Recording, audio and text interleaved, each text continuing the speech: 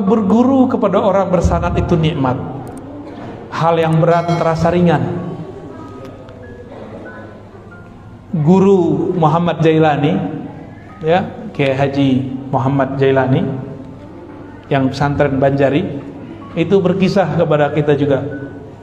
Kami ngaji kepada gurunya guru beliau juga nih, Syekh Ismail, ya, Ismail Zaid nih. Syekh Ismail nih karomahnya bisa memahamkan baca kitab tanpa perlu menjelaskan. Kiai Muhammad Jailani mengisahkan bahwa ada beberapa murid nggak ngerti baca kitab, terus bawa kitab ke beliau. Apa kata beliau? Syekh Ismail Zaid, dah ikra, baca yang tadi dia berhari-hari nggak paham, baca doang paham depan Syekh Ismail Zaid. Jadi cukup mandang beliau langsung kebuka ilmunya. Itu karomah. Jadi karomah itu nggak mesti jalan di atas air. Karomah yang tertinggi itu orang jahil jadi alim, orang otaknya gelap jadi bercahaya. Itu yang disebut karomah tertinggi. Karena Allah mengatakan yarfa'illahu alladhina amanu minkum walladhina utul ilma darajat. Orang beriman, orang yang diberi ilmu diberikan darajat. Darajat itulah karomah hakiki. Jadi karomah hakiki bukanlah bisa kebal, itu biasa.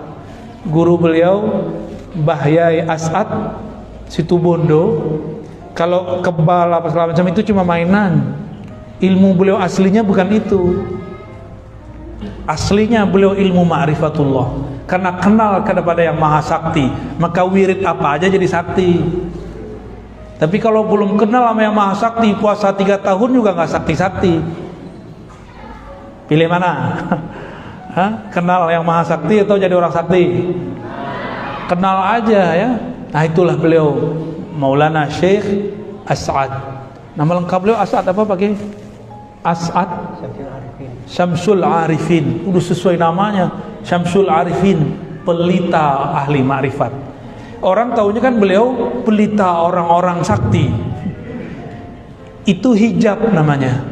Jadi wali itu nutupin kewaliannya dengan macam-macam. Ada yang nutupinnya dengan kesaktian, ada yang nutupinnya dengan kelemahan. Sehingga orang mengira, masa sian wali? Orang aja sakit-sakitan. Guru saya Abu Ya Hasan Basri, setiap kami datang sakit. Setiap kami datang sakit.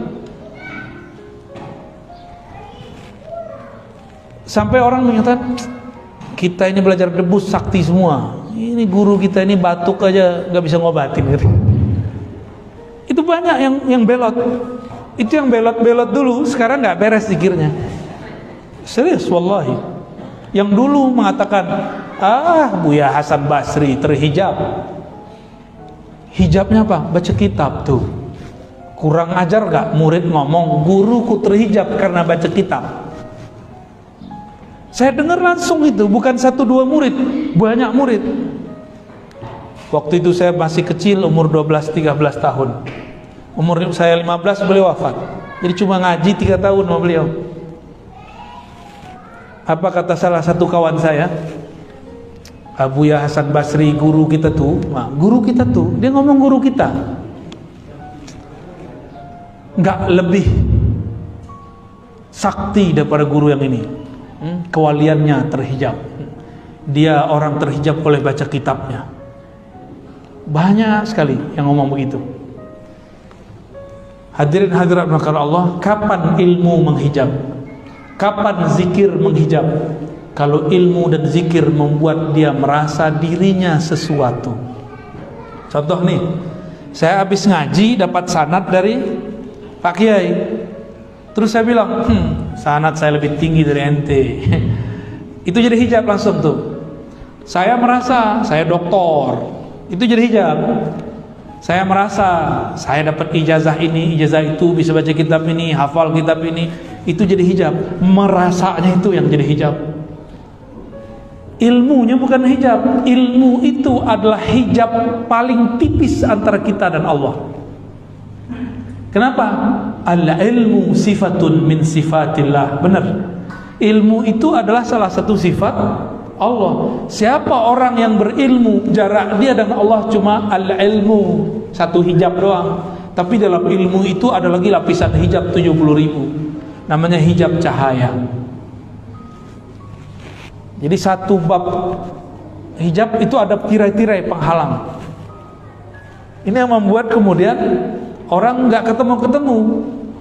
Itulah juga yang membuat murid-murid nggak sadar gurunya adalah seorang kekasih Allah. Itu juga yang membuat seorang anak, seorang istri, seorang saudara, tetangga nggak sadar kalau orang-orang yang dia dekati, guru-gurunya itu adalah kekasih-kasih Allah. Bahkan kadang-kadang si kiainya nggak sadar kalau dia kekasih Allah.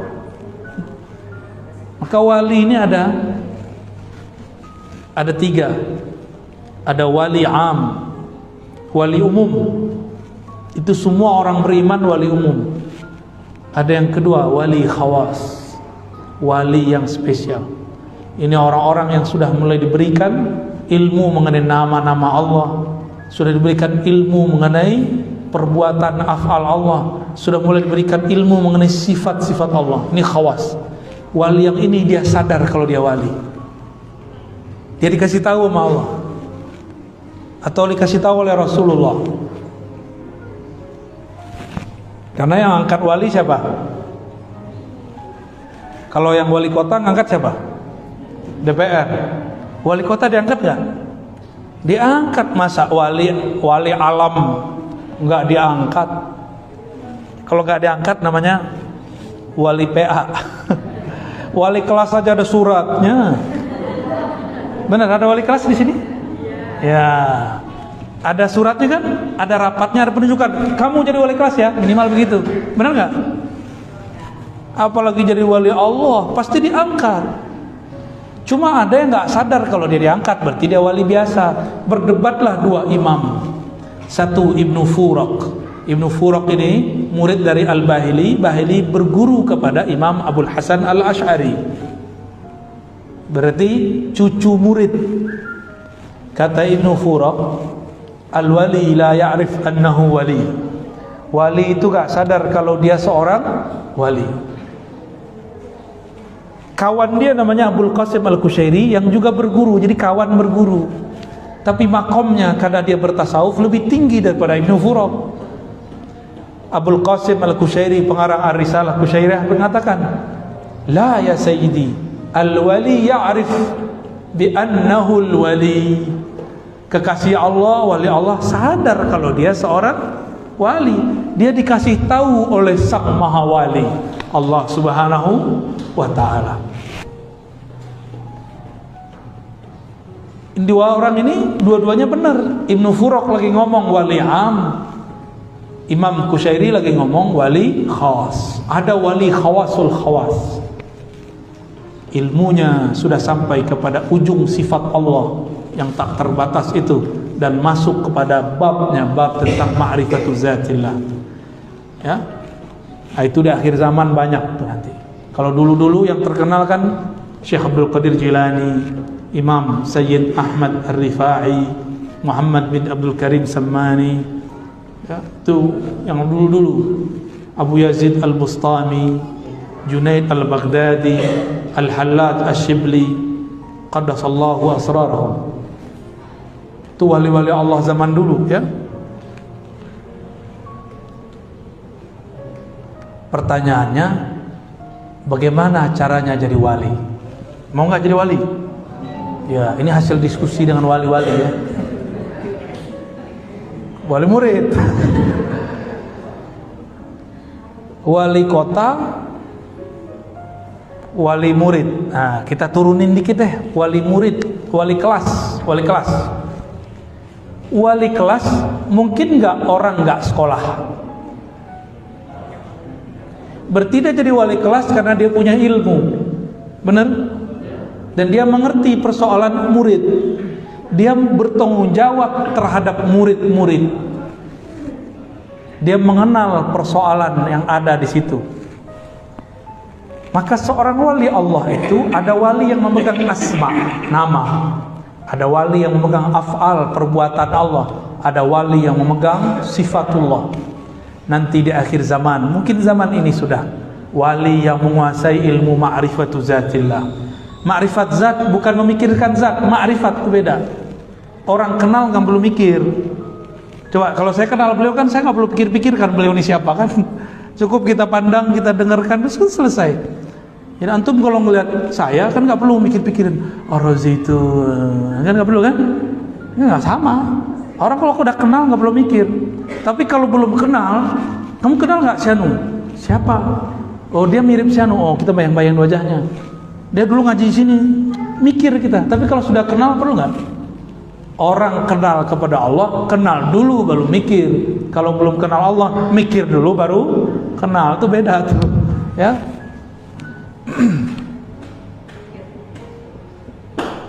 Cara menjadi kekasih Allah sangat mudah. Fa'lam annahu la ilaha illallah wastaghfir li dzanbik sampai akhir hadis. Sampai akhir ayat surat Muhammad ayat 19. Maka fa'lam, al-ilmu dalam bahasa Arab itu al-idrak at-tam, la yadkhuluhu syak wala raib. Maka berilmulah engkau, ilmuilah mengenai la ilaha illallah. Apa itu ilmu dalam bahasa Arab? Al-ilmu itu idrak at-tam, pengetahuan yang cukup mengenai apa? Mengenai la ilaha illallah tanpa ada syak. Jadi pintu jadi wali Allah masuknya lewat la ilaha. Maka semua zikir-zikir wali pasti dimulai dengan syahadat. Asyhadu an la ilaha illallah wa asyhadu anna Muhammadar Rasulullah. Itu babul walayah. Pintu kewalian itu dimulai dari syahadat. Benerin dulu syahadatnya. Mengerti ilmu tentang rahasia syahadat. Ya. Ini banyak tanya ke Pak Kiai kita, ini syahadat itu apa sebenarnya? Nanti dijelasin beliau, keluar ilmu. Ya, Mbah Yai As'ad nanti itu, insya Allah. Ada beberapa ulama itu kalau nggak ditanya nggak jawab, diem aja ya. Banyak. Ada ulama yang dia maksa muridnya sini kamu.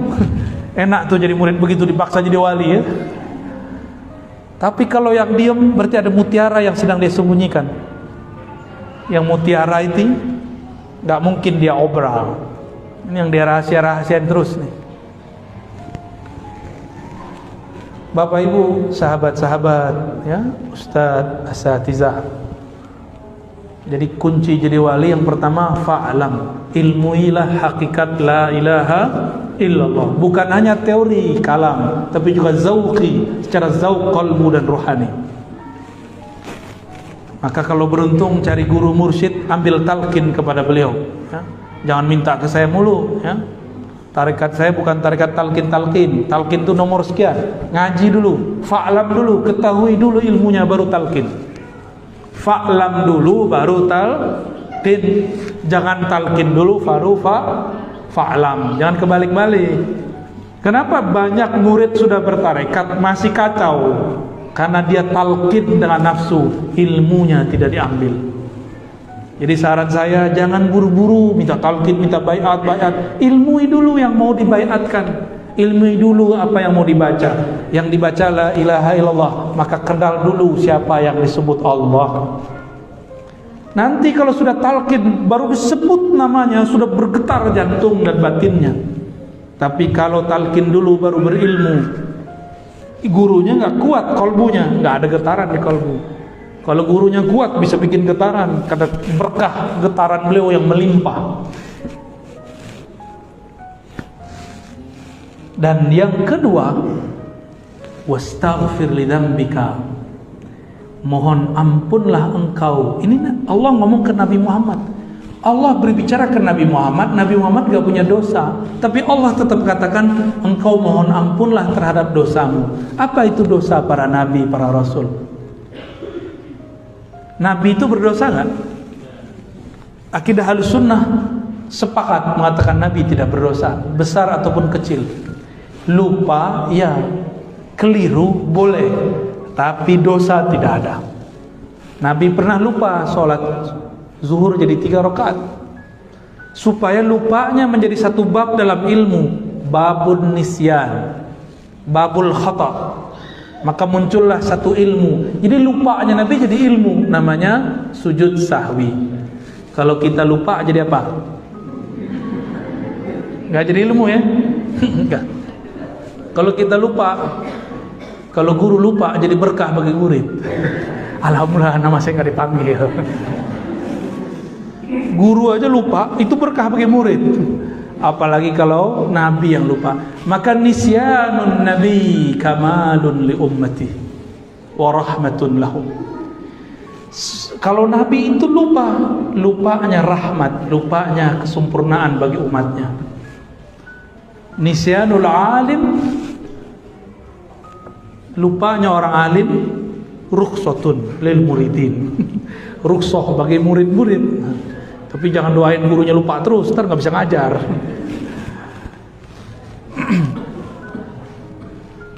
Jadi mau jadi wali itu kan pewaris Nabi, maka ilmunya harus warisan Nabi. Pertama, ilmu ilah. Yang kedua, hendaklah engkau merasa berdosa. Maka Nabi itu walaupun tidak ada dosa, tapi beliau merasa berdosa. Nah, kita ini banyak dosa, tapi merasa tak berdosa. Coba aja lihat di sekolah, di pesantren terjadi pergesekan. Ketika kemudian kita fasilitasi mediasi, yang ini ngomong, aku nggak salah kok. Yang satu, aku nggak merasa salah. Padahal itu ustazah itu. Bener kan? Ya, paham sendirilah. Kita lama hidup di pesantren, memang begitu ya. Pakai dalil tuh. Ajib tuh kalau ustazah tengkar, dalil keluar semua. Alfiah aja dibaca. Kisah Ibnu Malik dengan Nawawi itu dibaca tuh. Kau nih suul adab. Ibnu Malik nyindir Nawawi. Nawawi ini belum pantas muncul, di-cut dulu sama Ibnu Malik. Kau ini masih kecil dan muncul-muncul aja. Suul adab sama aneh gitu. Cari pembenaran, cari-cari di kitabnya. Bilangnya iri enggak? Kita ini enggak perlu iri sama orang kalau kita sudah tahu makom kita masing-masing. Allah enggak akan pernah salah menurunkan makomat. Allah tidak akan salah memberikan ahwal. Allah tidak akan salah kirim ma'rifat. Apalagi cuma kirim rezeki, enggak akan salah. Maka aneh jika ada ustadz mengerti ma'rifatullah tapi iri sama tetangganya, beli motor duluan, mobil duluan, beli rumah duluan, kawin satu lagi. Masa iri? Berarti dia salah memahami rezeki Allah. Ternyata dia pernah suka sama orang yang dinikahi sama kawannya. Kata dia, kekasih yang tertukar. Kok ada ustadz begitu ya? Buahnya. Ada yang curhat di depan saya ya. Saya belum pernah kesini tapi kebaca. Baik. Jadi kalau ingin jadi wali Allah, versi ayat ini, hendaklah engkau memunculkan bahwa rasa engkau berdosa. Lalu Nabi ini dosanya apa? Ternyata dosa Nabi bukanlah maling, bukanlah zina, bukanlah korupsi. Bukan. Dosanya Nabi adalah merasa berdosa karena kurang adab, kurang syukur. Dua itu aja.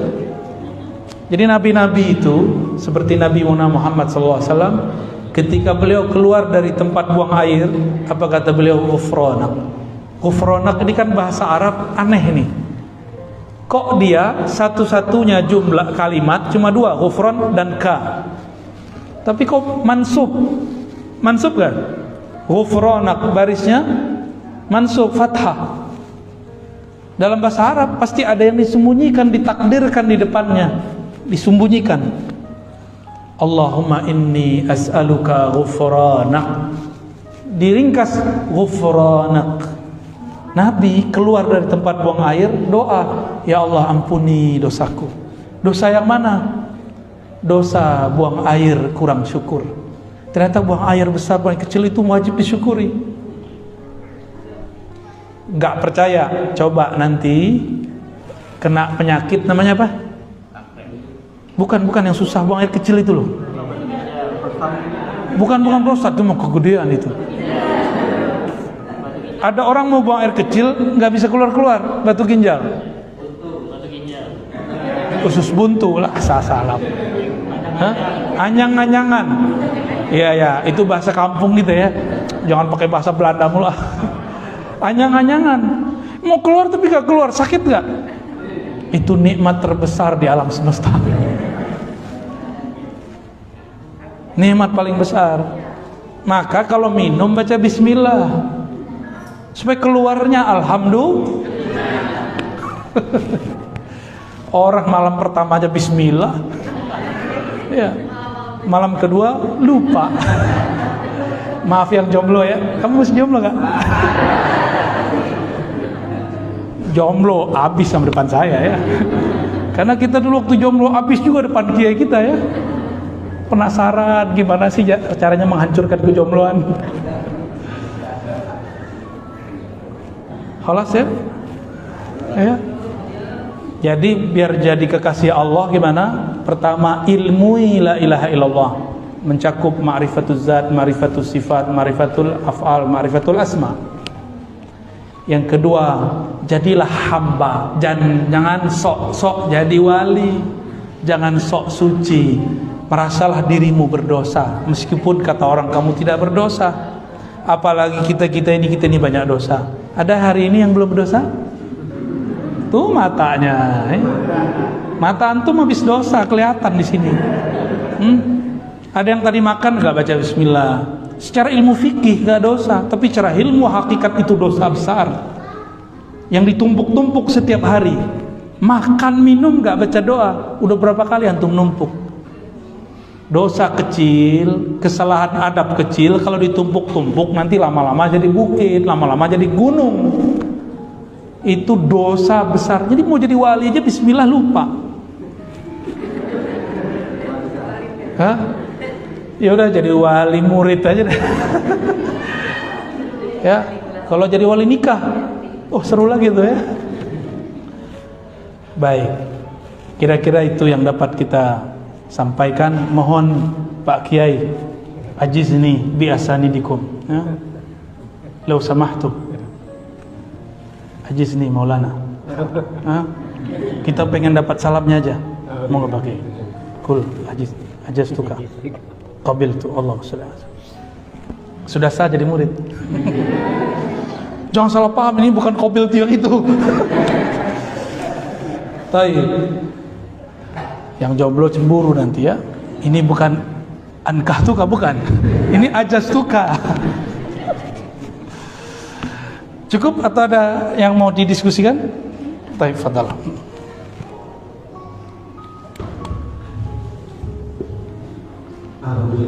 Yang amalan dan untuk Bapak Ibu dan nanti ada yang ditanyakan, ada yang didiskusikan dengan beliau, kami silakan satu bahasa seperti ini.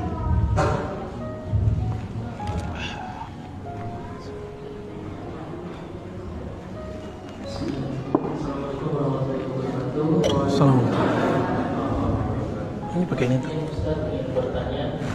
Saya tidak ingin bertanya sebenarnya, yang ingin saya Konfirmasi.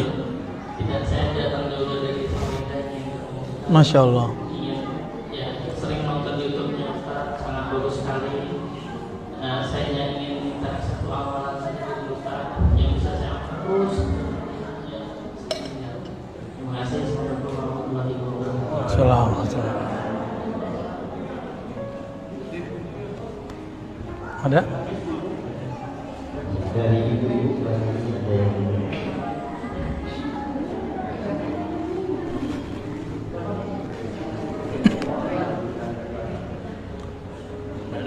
Nggak ada? Nggak ada. Ibu-ibu biasanya mintanya lain. Ya. Malu. Apa amalan yang hendak diamalkan?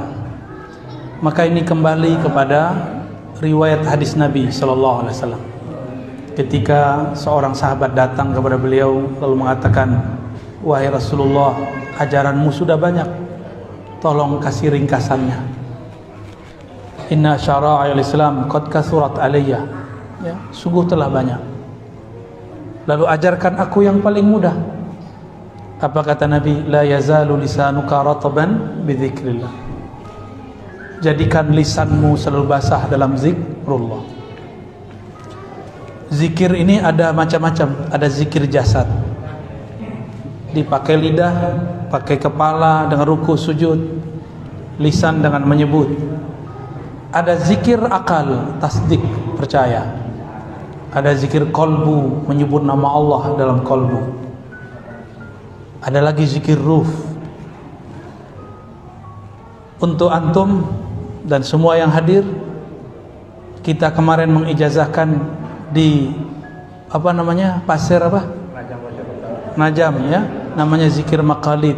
Ini kita sedang diperintahkan untuk menyebarkan zikir ini untuk bekal di akhir zaman, bekal awal. Zikir maqalid, barangkali antum sudah hafal ya. Pertama syahadat. Ini ringkasan dari wirid-wirid, ringkasan wiridul latif, ringkasan wirid-wirid ini dia. Syahadat. Kenapa bahar syahadat? Siapa tahu dalam satu nafas kita sebelumnya pernah kufur nikmat kepada Allah. Dalam satu teguk kita minum, satu suap kita makan, pernah lupa menyebut nama Allah. Maka wajib setiap zikir syahadat dulu. Ya. Jadi mau zikir apa aja mulai syahadat. Mau sholat syahadat dulu. Asyhadu an la ilaha illallah. Baru niat. Karena orang kalau belum benar Islamnya, dia sholat, diterima nggak sholatnya? Orang belum syahadat, dia sholat, diterima nggak? Ya, Nabi kan ngomong di akhir zaman, pagi orang mukmin, sore dia kafir. Saya khawatir nih zamannya, zaman kita. Maka wajib setiap sebelum zikrullah syahadat. Ya, tolong diamalkan. Mau torikot apapun antum sebelumnya, masukkan syahadat di depan. Ya, sama. Semua torikot itu kan zikir-zikir husnuzon kepada murid yang sudah muslim. Tapi kalau dia kufur waktu sorenya atau kufur di waktu paginya, disyahadatin lagi. Yang kedua, apa itu? Jumatan. Khotibnya perempuan. Yang kedua, kirim fatihah istighfar kepada Allah, minta ampun dosa lahir dan batin. Bersihkan dulu, kosongkan dulu diri kita dari keburukan, dari selain Allah, baru kemudian Fatihah. Al-Fatihah itu disebut sebenarnya sholawatul ruh. Sholawatnya ruh kita sholawat. Baca Fatihah. Dalilnya surah hadis Al-Bukhari tentang dialog antara hamba dan Allah, itulah sholawatnya ruh. Dan itu ada di surah Al-Fatihah. Enggak ada namanya ahli zikir, ahli hakikat, ahli mahabbah meninggalkan risalah. Kenapa? Risalah itu sudah potongan, diskon. Maka risalah itu rahmah. Kalimatnya wama arsalnaka, tidaklah kami utus engkau, risalahkan engkau wahai Muhammad kecuali sebagai rahmat. Rahmat kasih sayang. Udah diringkes, udah diringankan. Yang tadi 50 jadi 5. Itulah syariat 5. Kalau nubuah hakikat 50. Nggak ada ahli hakikat meninggalkan syariat. Nggak ada. Justru mereka paling ketat mengamalkan syariat. Menurut antum itu sunnat, bagi mereka wajib untuk dirinya sendiri. Sholat witir sunnat apa wajib? Bagi saya wajib. Karena berdasarkan hadis Nabi, autiru walau biroka'ah, witirlah walaupun 1 rakaat. Hadis sahih. Sayyidina Abu Hurairah mengatakan, ausani khalili bithalas, kekasihku Rasulullah mewasiatkan aku 3 hal. Yang pertama, an utira qabla an ana, aku berwitir sebelum tidur. Ini Abu Hurairah. Karena Nabi tahu Abu Hurairah ini nanti orang sibuk berdagang dan berpolitik. Abu Hurairah, maka dia pasti tidurnya agak malam. Dia juga seorang profesor, dia ngajar. Maka dia witir sebelum tidur. Tidurnya Abu Hurairah jam berapa? Tahu nggak? Abu Hurairah itu punya anak perempuan semua, lalu istrinya juga perempuan, benar nggak? Anaknya masih kecil, masih anak-anak remaja. Dia ajarkan, wahai putriku, hidupkanlah malam sepertiga malam pertama. Maka putrinya bangun dari jam 9, mungkin dari jam 8 lah. Jam 8 sampai jam 10, 2 jam. Lalu dipanggil istrinya, dibangun. Dek, Neng. Orang situ ini Neng ya? Neng, lanjutin. Putrimu sudah mulai ngantuk, ayo. Maka istrinya bangun. Gak tahu kalau istri-istri di sini gimana nih, dibangunin gitu gimana? Kamu aja Mas gitu ya. Lebihin doanya Mas ya. Ya Bu ya. Maka bangunlah istrinya dari jam 10 sampai tengah malam, sampai kira-kira jam 1. Setelah itu dari jam 1 sampai sebelum subuh, Abu Hurairah itu tidurnya hanya sesaat sebelum subuh. Di situ dia witir. Kebayang mantu? Dia tidur sebentar di awal malam. Ntar sebentar dia bangun, dia bangunin anaknya. Sebentar dia bangun lagi, dia bangunin istrinya. Jadi sebenarnya dia tidak tidur. Abu Hurairah. Dia menjadikan pesan Nabi wajib untuk dirinya, tapi tidak wajib untuk murid-muridnya. Saya mau tanya, sholawat itu wajib atau sunat? Ayo. Kalau ahli fikih bilangnya apa? Sunnah. Sholat sah nggak tanpa sholawat? Berarti wajib. Mengaji fikihnya, fikih apa itu? Fikih Syafi'i apa Syafi'i itu? Ya, dalam fikih Imam Syafi'i, sholat tidak sah jika tidak ditutup dengan sholawat. Kenapa? Sholawat antum itu pasti gak khusyuk. Tapi kalau ditutup sholawat Allah terima. Diterima aja. Yang penting ada nama Nabi Muhammad SAW. Mau sholawat yang diterima. Mau sholat yang diterima. Sholawat yang banyak. Saya pastikan tadi sholat isya'nya hanya 0,0 sekian yang khusyuk. Selebihnya kusut. Ya. Minal khasyi'in, enggak. Minal kusutiyin. Kalau itu saya yakin. Yang ngomong bukan saya, Abdullah bin Amr, kata beliau dalam hadis Tirmizi. Sebelum akhir zaman berakhir, sebelum kiamat berdiri, yang pertama Allah cabut adalah al-khusyuk. Khusyuk, sehingga engkau masuk masjid tidak melihat lagi ada orang khusyuk. Maka ilmu khusyuk ini sedang ditarget oleh syaitan. Dan orang-orang bertubuh manusia tapi batinnya batin syaitan. Ilmu zikir yang mengajarkan khusyuk sedang mereka target, Pak. Maka mereka bid'ahkan, mereka syirikkan. Itu syaitan senang. Muslim mensyirikkan muslim, girangnya setan itu. Dan hari ini terjadi, muslim membid'ahkan muslim, senang setan. Muslim menyesatkan sesama muslim, senangnya setan. Antum mau nyenangin setan atau nyenangin Nabi Muhammad SAW? Nabi berdoa, ya Allah, la taj'al ummati yadribu ba'duhum ba'd. Ya Allah, jangan jadikan umatku saling pukul, memukul, saling pecah belah satu sama lain. Itu minta Nabi Muhammad SAW. Tapi Sayyidina Jibril, karena beliau membawakan ayat dari Lauh Mahfuz ke bumi, hafal 3 ayat, minimal 3 ayat, bahwa Allah tidak menghendaki persatuan, Allah menghendaki ikhtilaf. Walau syaa Allah la ja'alakum ummatan wahidah. Allah kalau mau, Allah jadikan kamu ini satu umat, tapi tidak. Nabi nangis, Pak. Maka siapa yang memperjuangkan ini, dia sedang menenangkan hati Nabi Muhammad SAW. Maka saya berniat dari hati paling dalam, hamba Al-Fakir Ar-Razi Hashim, untuk memperjuangkan islah antara umat walaupun persatuan sulit. Kita islah antara umat Nabi Muhammad sallallahu alaihi wasallam. Tapi kawan kita islahnya cuma dalam bab kesamaan politik. Kalau sama politiknya dia islah. Dulu di masa Nabi ada pilkada nggak Pak? Pilkabe, pemilu, nggak ada. Maka antum yang menganggap politik itu bagian dari iman, dia telah menjadi khawarij, pembawa bid'ah di umat ini.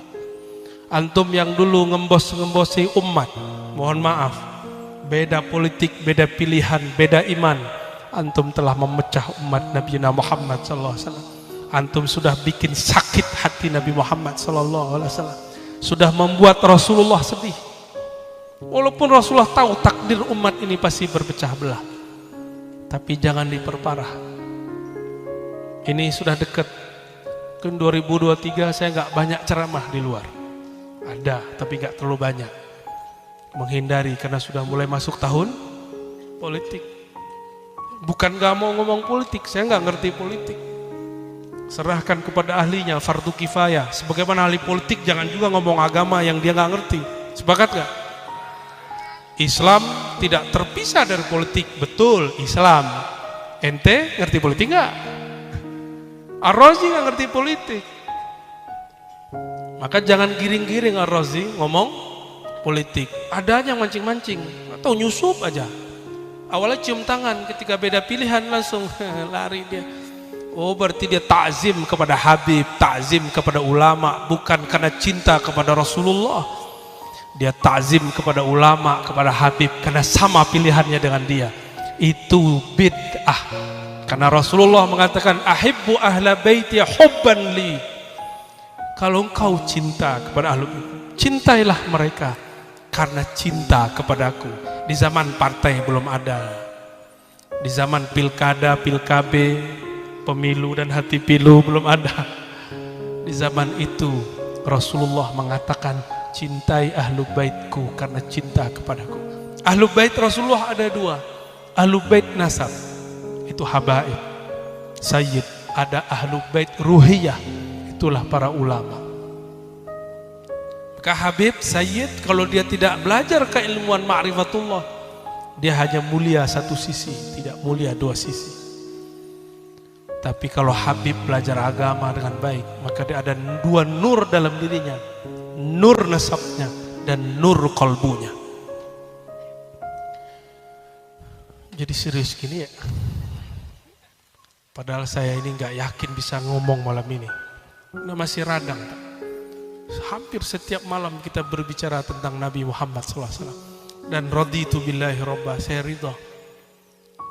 Biar suara ini sakit, saya tetap akan membicarakan Nabi Muhammad SAW.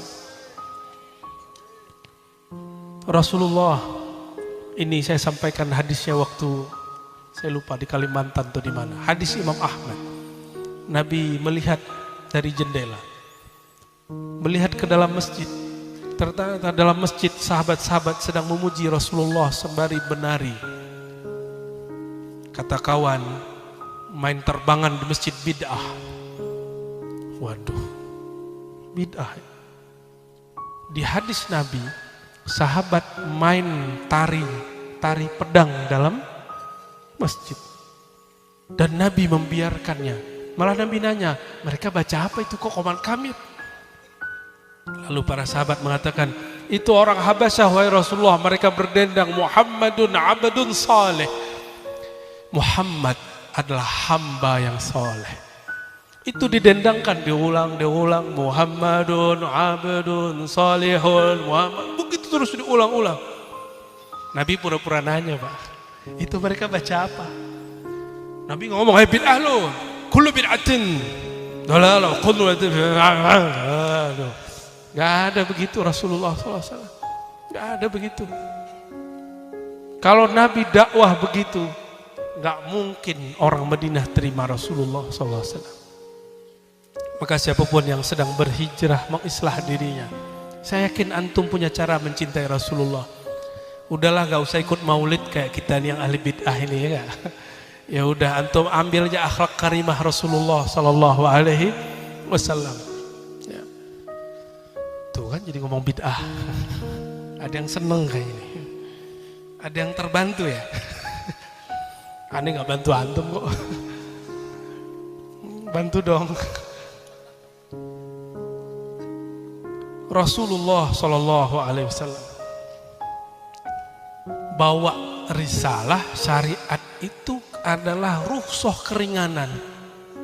Jadi bukan itu beban. Jadi tar malam, bukan tar malam ya, tar subuh lah ya. Subuh jangan lagi beban. Itu hadiah dari Allah Subhanahu Wa Taala. Nanti ini mau kasih tahu nggak masa depan? Ini bukan ramalan ini. Ini setelah kematian. Setelah kematian masuk alam mahsyar, itu ada sekelompok orang terlihat di ufuk bagian sana, diikat pakai tali, lalu dipaksa dibawa oleh malaikat rahmat. Bertanyalah Rasulullah, itu siapa ya Allah? Itu umatmu yang dulu dipaksa sholat, dipaksa masuk surga. Jadi mereka bingung, kita mau dibawa kemana nih malaikat rahmat? Kok malaikat kasar amat sih? Malaikatnya senyum aja, udah tenang, diam, uskut ente. Dibawa, tahu-tahu sudah antri depan pintu surga. Maka sholat yang dikatakan wajib itu bukan untuk kita, bukan untuk Allah juga. Bukan untuk di sini maksudnya, tapi untuk nasib di.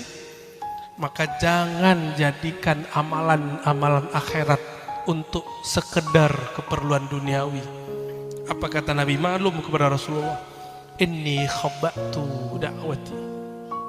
Aku menyimpan doaku. Nabi Adam simpan enggak doanya? Enggak. Nabi Nuh pakai doa yang disebut al-ismul a'zam. Diangkat doa, turunlah hujan, tidak berhenti berhari-hari. Hancurlah orang-orang yang tenggelam, matilah semua orang kecuali yang naik kapalnya. Nabi Nuh mengatakan, ya Allah, ini umatku 950 tahun aku berdakwah, mereka cuek aja, malah dieein ininya, kapalnya. Gimana kira-kira Ustadz? Kalau masjid, musola, pesantren kita dieein orang, kita bakar kali rumahnya ya. Nabi Nuh 900 tahun lebih gak pernah bakar siapapun. Justru sebaliknya, mereka kasih air. Tapi kebanyakan airnya air hujan. Apa kata beliau? Ya Allah, jika mereka punya keturunan pasti kafir. Disinilah Nabi Nuh kena. 2 kenanya.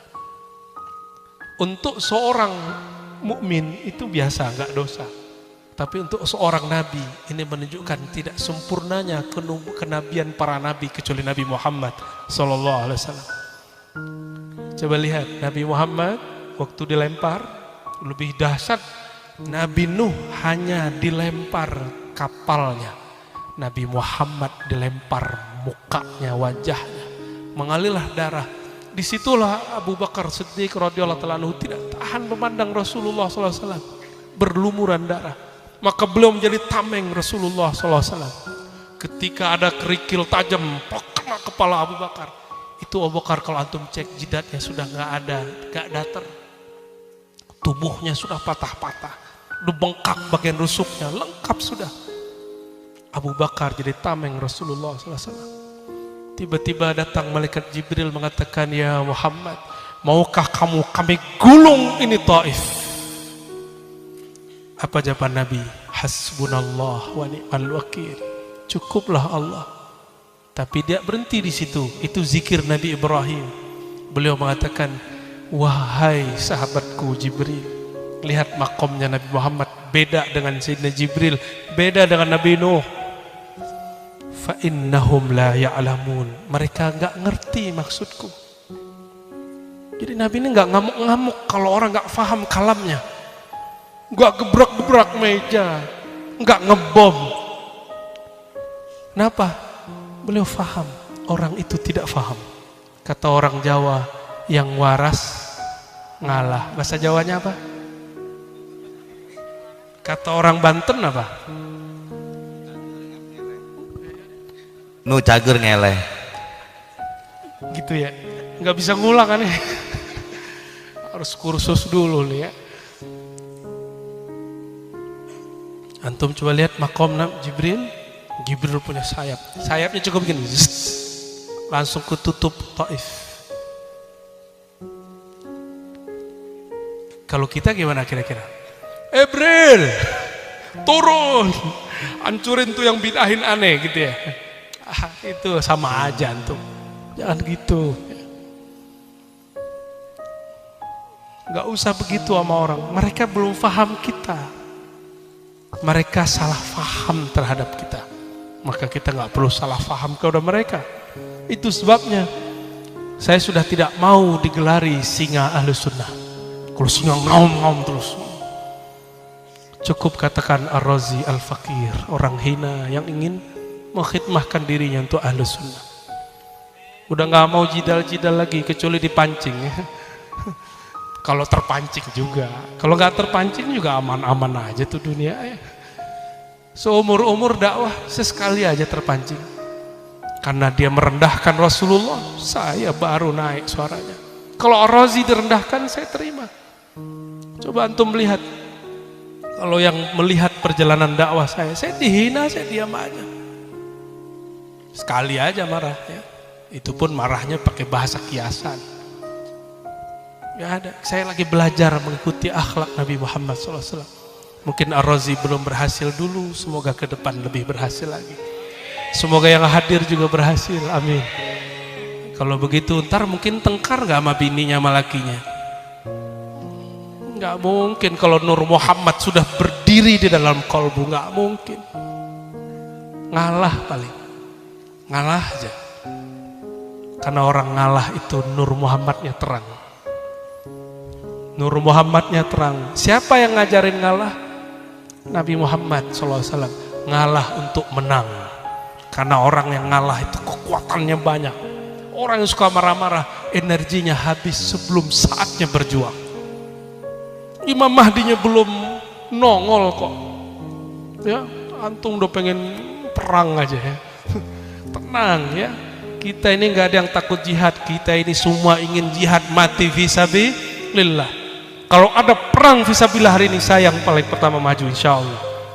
Tapi yang sesuai dengan hukum syariat.